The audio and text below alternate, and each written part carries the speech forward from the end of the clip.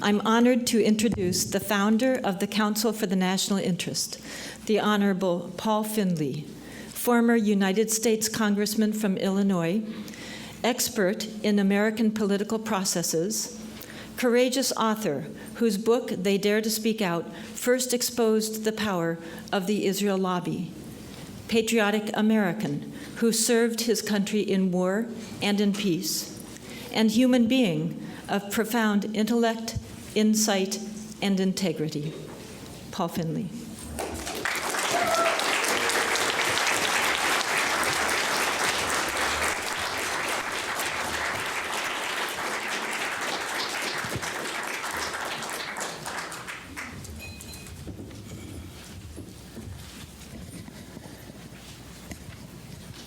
Thank you. Thanks for the warm welcome. The first Israeli settlement was established in the early 1970s, 40 years ago. It was wrong. It should have been resisted by a torrent of protest across the country. It did not come. And I freely admit my own personal guilt. I should have done more. I should have made this the cause of the day every day from then on. But today I have what I call happy news. There is a way out, and it's a way that is humane, just, and peaceful. Not one shot out of a gun is required. Not one extra dollar or shekel is required.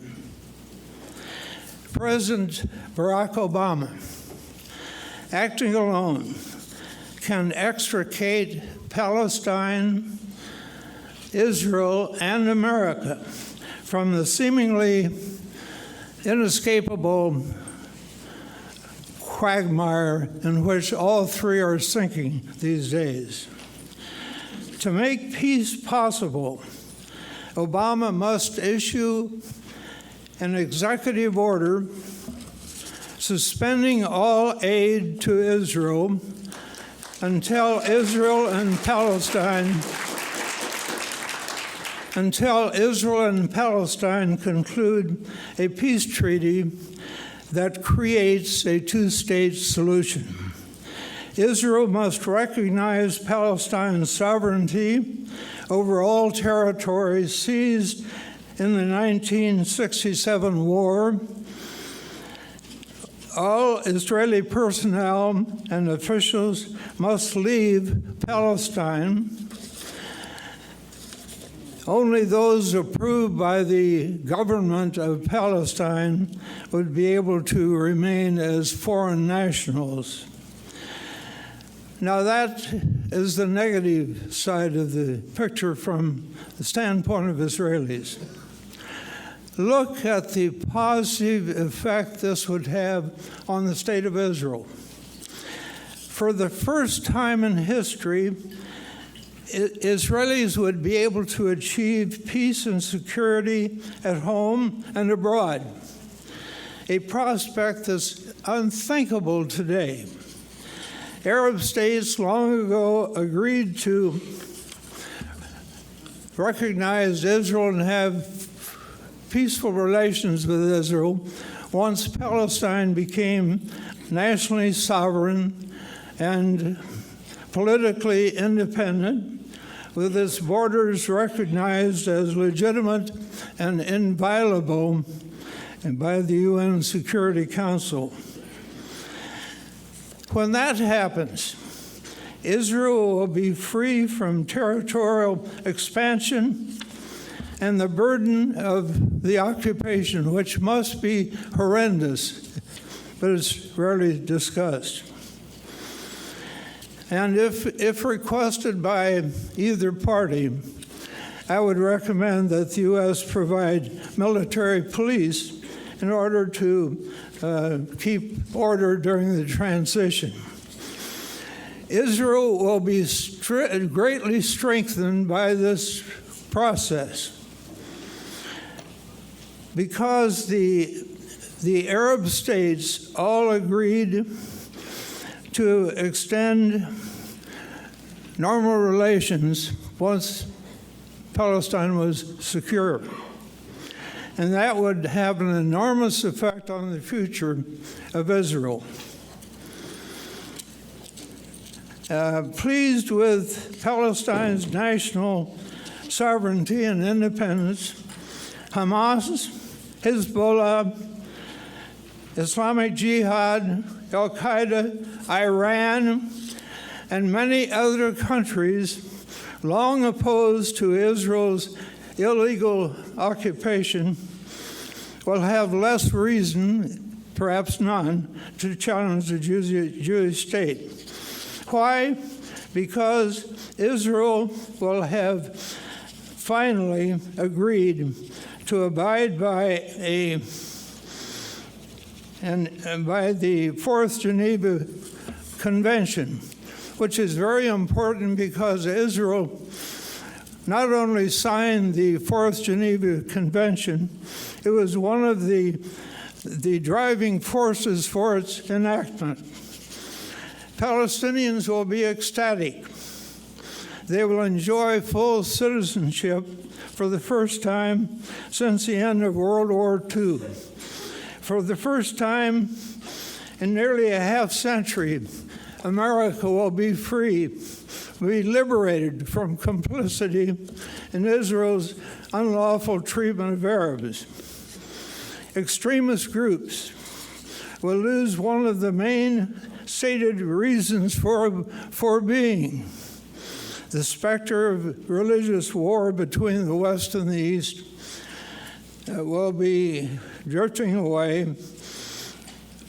Obama's act will also set free the people like us and of America and Israelis alike would be freed from the stigma that has existed for the last 40 years for having been international outlaws, which is the right way to characterize each of us. If Obama acts and perseveres, the world will rejoice in his statesmanship, and historians will record him a great peacemaker.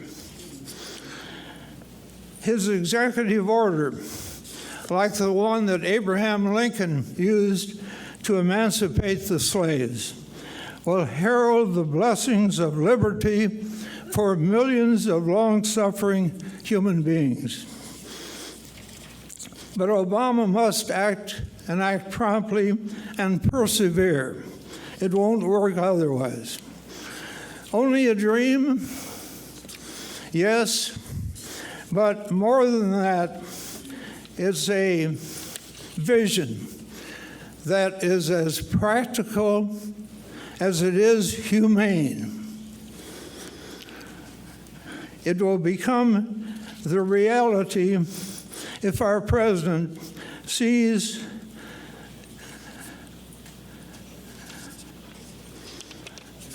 clearly an act of statesmanship and moves decisively to grasp what I call the outstretched hand of destiny. Now, this is a tall order, but it will work if Obama is bestirred to action. He's toward the end of his 8-year term. He has expressed many times his sympathy for the Palestinians. Here is his chance to do something about it. And here is something that you can do something about it too. Back on the tables are several hundred copies of petition to President Obama. And this petition needs to have signatures on it Obama needs to have a pile of these petitions show up every morning for a long time. It's the one hope I have that this message will finally reach him personally. I have tried numerous avenues for about 4 months to try to get the message to Obama. The bright promise that this approach holds for him personally, the bright promise it holds for the state of Israel, the bright promise it holds for Palestine and for the people of the United States. So if you would like copies of the petition, there are 200 or 300 of them on one of the tables back of this assembly hall. And I hope you'll act upon it. I won't give up. I have other avenues I will pursue, because I see this as the great hope of our country, of humanity.